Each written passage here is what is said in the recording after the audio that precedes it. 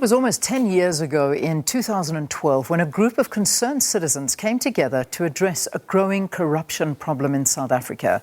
Leading the charge to mobilise the public to report their experiences of corruption and to hold leaders to account was David Lewis. Lewis, who was former head of the Competition Tribunal, became the executive director of a newly formed organisation called Corruption Watch, an anti-corruption watchdog and civil society organisation, which later became the local chapter of Transparency International in South Africa. Well, Corruption Watch Executive Director David Lewis is bowing out of the organisation now to retire, and he joins us to talk about his experiences in the fight against corruption and whether South Africa is succeeding in conquering a pandemic, we could call it, that is threatening to eat away at the country's economic and moral fibre. David, good morning to you. Thank you so much for joining us. Hi, Leanne. Thank you. Thank you for inviting us.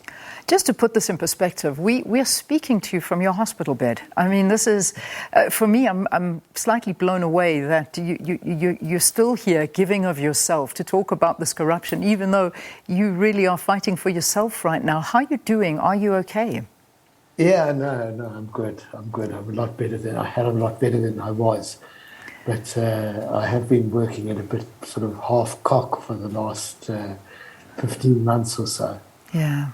Well, listen, you're out today, and I hope that it's a speedy recovery for you. I really do. But we thank you for your time, David. Thank you very, very much. So let's get into the essence of it. I mean, we have spoken to you for years and years, and it's always about the same issue, and that issue is corruption. And, you know, South Africa has a serious problem, which is enabled by the lack of clear impunity, which has, I imagine, bred us to the space that we are. But let me get it from you. What has this 10-year period in this space actually taught you? Well, you know, it taught me, I guess, a lesson in some sense that I'd already learned from my sort of early years as a trade unionist and then in the Competition Tribunal, that if you want to deal with a really complex social problem, you can't deal with it without the support of the public and without the informed support of the public. And so, you know, we set about doing a whole lot of things. I mean, ranging from receiving the reports to research to litigation to community organization. But most of all, I mean, what we did was engage with the public, which is why our contacts with the likes of you and many other journalists were so very, very important to us, because you were our pathway, if you like, to the public, whose, as I say, active and informed support we needed and that we received. Has it done much to reduce corruption? Well, it's difficult to know what the counterfactual would have been. What would have happened had we and others not been there doing what we did?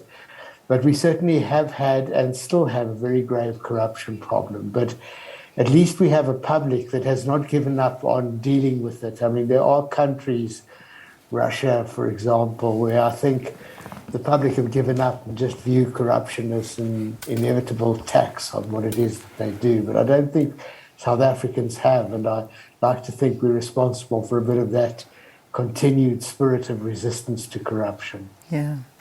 David, where would you say we went wrong? You know, it was... Obviously, there was such optimism in the new democratic dispensation. Obviously, Corruption Watch has been around for it's 10 years that we're talking about, that you were, you know, you've been there and watching this. But where would you say things started to change and the narrative of the country started to change? You know, I'm not sure that I should be saying this, but you know, corruption never ends. I mean, you know, we're not the only country in the world that faces corruption, and every country in the world does face corruption. There's some whose levels of corruption are very, very low. Ours is below average high, above average high. You know, our institutions did not have a long time to mature and to develop before we hit the Zuma administration. During the Mbeki and Mandela administrations, there was corruption to be sure. In fact, the arms deal, which many consider to be the sort of loss of innocence for South Africa, happened during those two administrations, but they were at manageable levels. There wasn't an epidemic of corruption at that level. And in the Zuma administration, we're at the highest levels of government, and at some pretty significant levels, ultimately, of business as well. Corruption started to become really endemic, epidemic even.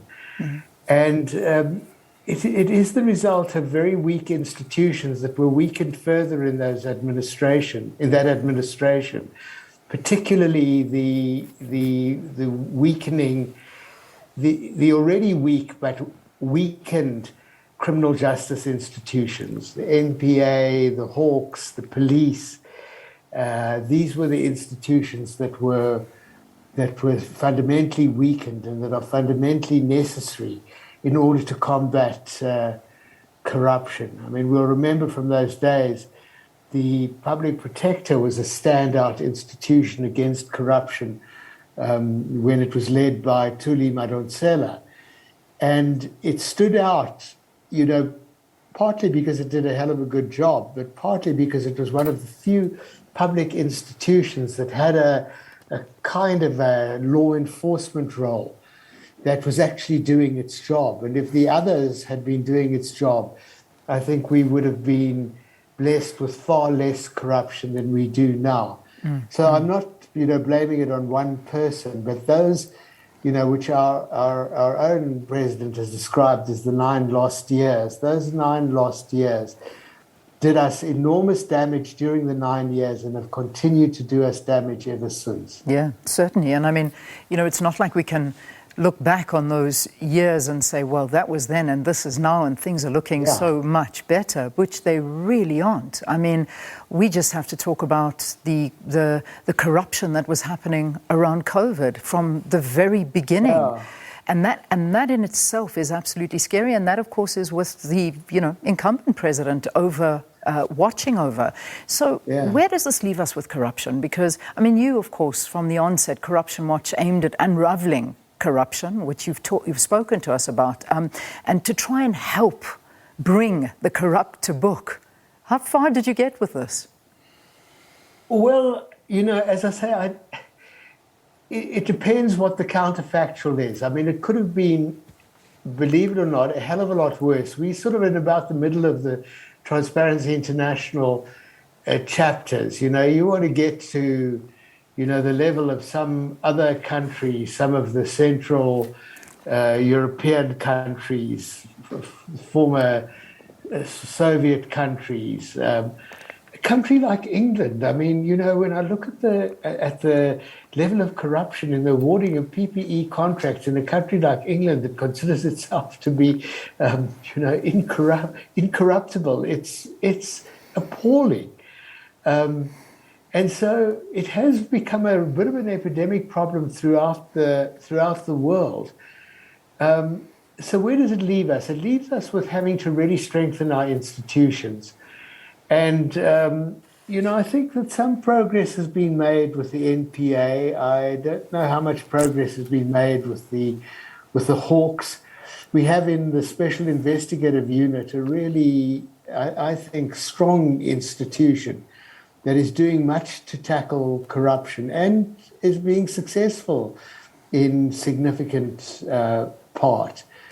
But, where we're left with is that we have to keep talking about it. We have to keep, I mean, we as the public, I mean, and you as journalists have to keep pressing government to be held accountable for this. Because, truly, as I say, when we compare a country like England with us, I see stuff that has gone on in England in the awarding of PPE contracts that wouldn't have been tolerated in this country. That would have been exposed in this country and a huge fuss would have been made about it. The British media, I see, call it a chumocracy, where contracts are awarded to chums. Well, I would prefer it if it was just called straight corruption.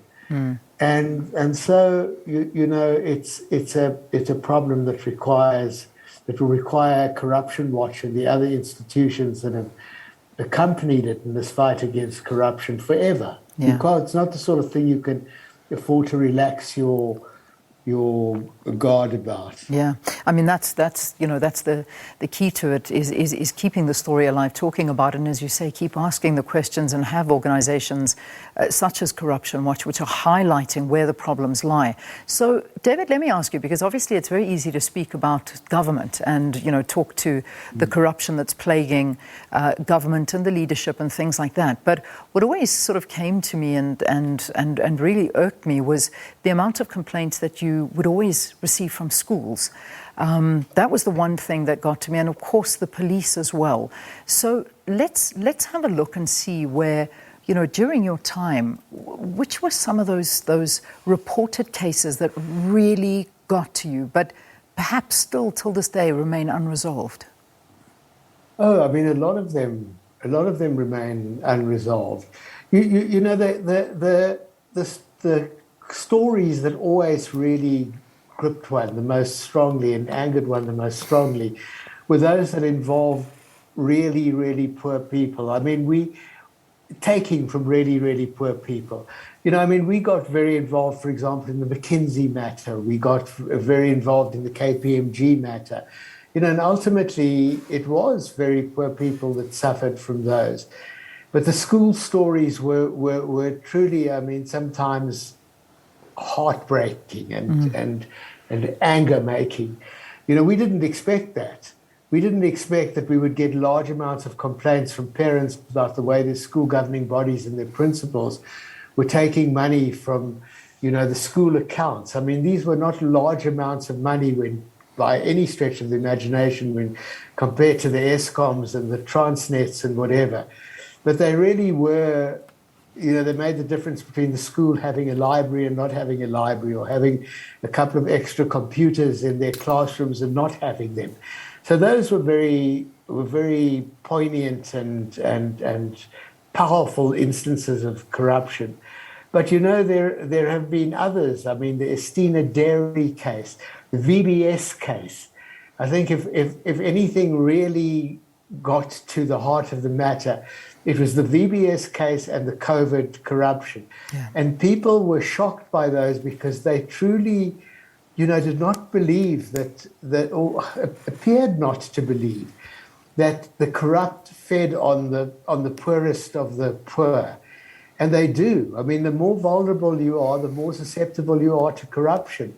And the more likely it is that, otherwise quite wealthy people will take advantage of you. And for me, the standout cases were the schools cases, the VBS case, the Estina Dairy case, and then the cases of corruption by the police. And I mean, really by police in the communities. These are the people who are meant to fight corruption and secure communities. And, although this doesn't by any stretch of imagination refer to all police officers, we have a real problem of corruption in the police. And perception, South Africans perceiving them to be the most corrupt, and that gets to me as well.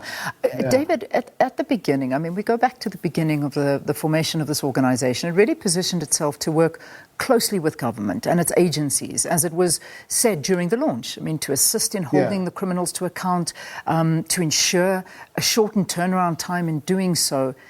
What happened to those relations? How far did they actually go? Was there any beneficial achievement yielded when the exact people you were investigating were the people you were working with?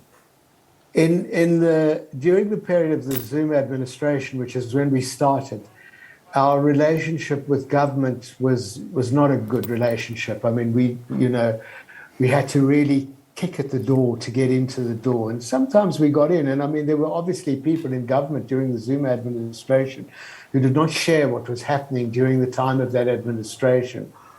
That's one thing that I have to say has seriously changed during the Ramaphosa administration. And that is that government are far more open to working with civil society. The president has made a big thing out of extolling the virtues of social compacting, for example.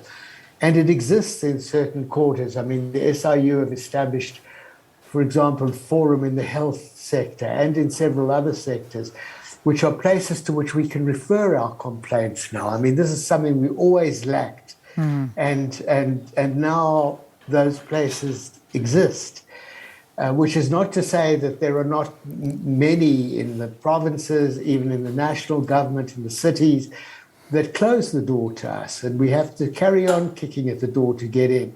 But there's a much more accommodating spirit in government now, and a spirit that does accommodate civil society. So I end this period in Corruption Watch feeling that that there's a much better chance of dealing with it now, but it still is a very, very severe problem. And the problem goes to corruption in the governing party and in our whole political system. It goes to some severe instances of corruption in businesses that are household names, businesses whose names I've mentioned, like McKinsey, for example.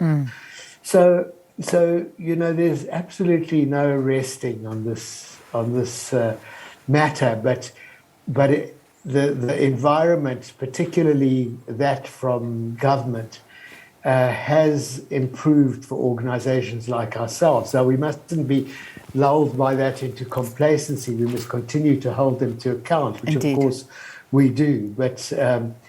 But it is an improved environment. Yeah. I will have to say that. David, very quickly, we're running to the end of this. I mean, did Corruption Watch at any time have a working relationship with institutions like the NPA and the Hawks, for example? I know you spoke about them in an earlier answer, and also how financially resourced is Corruption Watch, since its funding really does depend on Good Samaritans, so to speak.